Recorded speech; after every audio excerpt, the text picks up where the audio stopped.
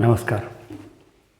हमने कल के वीडियो में देखा कि किस तरह इन 4 गुजरातियों ने पूरे भारत देश को हैक कर रखा है। हम आज के बाद इनके चुंगल से अपने देश को कैसे बचा सकते हैं, इस पर चर्चा करेंगे। साथियों, अब इन्होंने जो सत्ता हासिल की है और कई राज्यों में, केंद्र शासित प्रदेशों में या उससे भी निचले लेवल पे या विधानसभा या लोकसभा, ये जब चाहे जहाँ चाहे जीत सकते हैं। हमने देखा है कि बिहार में कोरोना काल के बाद इन्होंने जो वहाँ के मज़दूरों के साथ जो व्यवहार किया, उन्हें कोसों पैदल जाना पड़ा। कई लोग रास्ते में दम तोड़ दिए। कई जो प्रेग्नेंट औरत थी उनको रास्ते में उनकी डिलीवरी हो गई। मतलब बहुत सारा पाँव में छाले आ गए। हमने देखे हैं कहीं की प्लास्टिक की जो पानी की बोतलें होती है उसकी उन लोगों ने चप्पलें बनाई थी। इस तरह से जिस राज्य के लोगों की हालत की गई है, उस राज्य में इनकी सरकार फिर से आती है। बिहार में कैसे संभव है? यूपी में इन्होंने कई तरह के हाथरस और कई तरह के कांड किए, उसके बावजूद यूपी में भी इनकी सरकार आती है। अब इस तरह से यूपी जैसे बड़े राज्य में सरकार इनको लाना ही होता है, क्योंकि उसका असर जो है वो लोकसभा चुनाव पर पड़ता है। तो वो भी जीत लिया। उसके बावजूद अभी अभी जो गुजरात के चुनाव हुए राज्यसभा के, वहाँ भी जो लोकमत था, जनमत था, वो सारा इनके खिलाफ था। ऐसे लग रहा था कि आम आदमी पार्टी की सरकार आ जाएगी और बीजेपी को तो बिल्कुल वोटिंग नहीं होगा। उसके बाद वहाँ बीजेपी की सरकार बहुमत से चुन कर आती है और जिनकी गुंजाइश थी वो 5 सीटों पर सीमित रह जाती है आम आदमी पार्टी। कांग्रेस का तो हाल ही बुरा है। तो ये जो इनके खिलाफ जनमत होने के बावजूद भी ये जब चाहे जिस राज्य की सरकार अपनी सरकार बना सकते हैं। अब इसके बीच में जो पंजाब के चुनाव हुए थे, वहाँ पे इनको ज़रा भी बहुमत नहीं मिला। तो अगर एक राज्य में, दूसरे राज्य में, तीसरे राज्य में जहाँ इन्होंने कुछ अच्छे काम नहीं किए हैं वहाँ चुनकर आ सकते हैं, फिर पंजाब में क्यों नहीं आ सकते? तो ये जो इनका ही बी पार्ट है आम आदमी पार्टी, ये मिल बांट कर आपस में बांट लेते हैं। गुजरात बीजेपी चलाएगी और एमसीडी अभी जो दिल्ली की हुई है वो केजरीवाल चलाएंगे। खैर, ये सारा जो खेल है ईवीएम का है।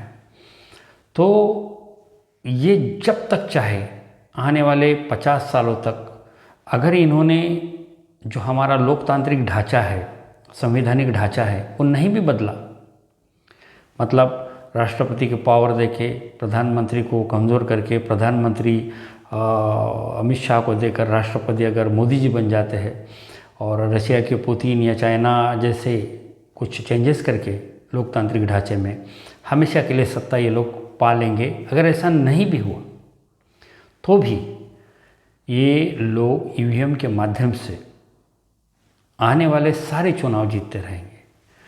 कहीं गड़बड़ी हो गई तो ये लोग खरीद लेते हैं, एमएलए को, एमपी को खरीद लेते हैं। तो ये जो इस तरह से इन्होंने हमारे लोकतंत्र से खेल शुरू किया है, इसका हल बहुत मुश्किल नहीं है, लेकिन हमारे लिए मुश्किल हो चुका है। क्योंकि हम लोग अगर सुप्रीम कोर्ट में जनहित याचिका दायर करेंगे कि ईवीएम मैनेज होती है, इसे बंद करो और बैलेट पेपर से चुनाव लो, तो सुप्रीम कोर्ट अपनी नहीं सुनता है, इन्हीं लोगों की सुनती है। और अगर इलेक्शन कमीशन के पास हम लोग अगर कुछ कहेंगे कि ईवीएम से चुनाव ना हो, बैलेट पेपर से हो, तो चुनाव आयोग भी इन्हीं के बस में है, वो भी हमारी कोई सुनेगा नहीं। तो इस पर अभी एक ही इलाज है, इस पर एक ही इलाज है कि ईवीएम से होने वाले चुनाव पर बहिष्कार कर दो। अगर हम ईवीएम से होने वाले चुनाव पर बहिष्कार कर देंगे तो ये लोग पूरी तरह हार जाएंगे। इनको कुछ भी करके अगर देश में चुनाव कराने हैं तो बैलेट पेपर पे आना होगा, और बैलेट पेपर पर ये लोग इतना भ्रष्टाचार नहीं कर सकते। ये जो पॉलिटिकल भ्रष्टाचार ये लोग कर रहे हैं इतना नहीं कर सकते। तो ये एक ही इलाज है इनको रोकने का कि आने वाला कोई भी चुनाव हो वो बैलेट पेपर से ही हो, ईवीएम से ना हो, और यदि ईवीएम से होता है तो उस पर हर एक आदमी को बहिष्कार करना है। अब ये छोटे मोटे दल जो होते हैं ये दल हिस्सा लेते हैं, इनको लगता है कि चलो इक्का दुक्की लग गई कहीं पे, हम आ गई हमारी 1-2 सीट, तो ये लड़ते रहते हैं। और आप जो इनके भक्त बने हो बाकी अन्य पार्टियों के भी कि चलो अपना आदमी इसको चुना देंगे, तो आप गलत फहमी में हो कि आपकी वोट सही जगह जा रही है। या तो बीजेपी को कन्वर्ट हो जाती है, या फिर आपने वोट दिया भी और नहीं भी दिया तो आप जिसको वोट देते हैं उसको गिरा दिया जाता है चुनाव में। तो इस तरह से ये जो सारा खेल है ये तभी बंद होगा।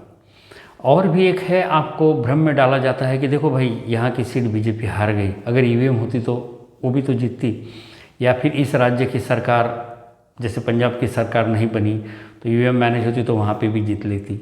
ऐसा नहीं है, जहाँ इनको नहीं आना है वहाँ अरविंद केजरीवाल को डाल देंगे ताकि आपका विश्वास जो है वो बरकरार रहे। अभी 4 कदम पीछे आ जाते हैं और फिर लोकसभा के जो चुनाव होते हैं वहाँ इनका रहना इन्हें बहुत इम्पोर्टेंट लगता है, क्योंकि केंद्र से ही तो सारा कंट्रोल होता है। तो इसीलिए ईवीएम पर बहिष्कार होना बहुत ज़रूरी है, और ईवीएम में होने वाले भ्रष्टाचार को मिटाना बहुत ज़रूरी है। इन लोगों के पास पूरा जितनी ईवीएम चुनाव आयोग के पास है उतनी ही ईवीएम इनके पास है, पूरा सेटअप इन्होंने बना के रखा है। कर्नाटक के हाईकोर्ट में भी यह मुद्दा उछाला गया था कि इतनी बाकी की जो ईवीएम है कहाँ गई, कहाँ गायब हो गई, आगे उस पर कोई सुनवाई नहीं हुई।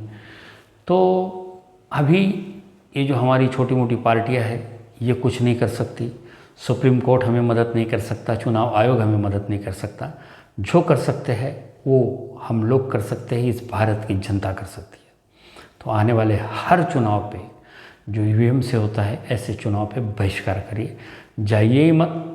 जब हम लोग वोटिंग करने ही नहीं जाएंगे, वो दृश्य जब सारा देश देखेगा, दुनिया देखेगी, तो ये ईवीएम रिप्लेस कहाँ से करेंगे, कर ही नहीं पाएंगे। तो इसीलिए ये बहुत ज़रूरी है। अगर आप लोग लोकतंत्र से प्यार करते हो, इस देश से प्यार करते हो, तो आने वाले ईवीएम से होने वाले हर चुनाव पर बहिष्कार करिए। चाहे आप किसी भी जाति पे हो, किसी भी जाति के हो, किसी भी धर्म के हो, या किसी भी पार्टी के हो, सबसे पहले आप भारतीय है, और भारतीय होने का एक कर्तव्य है कि जो पॉलिटिकल करप्शन है उससे हमको मिटाना है। धन्यवाद।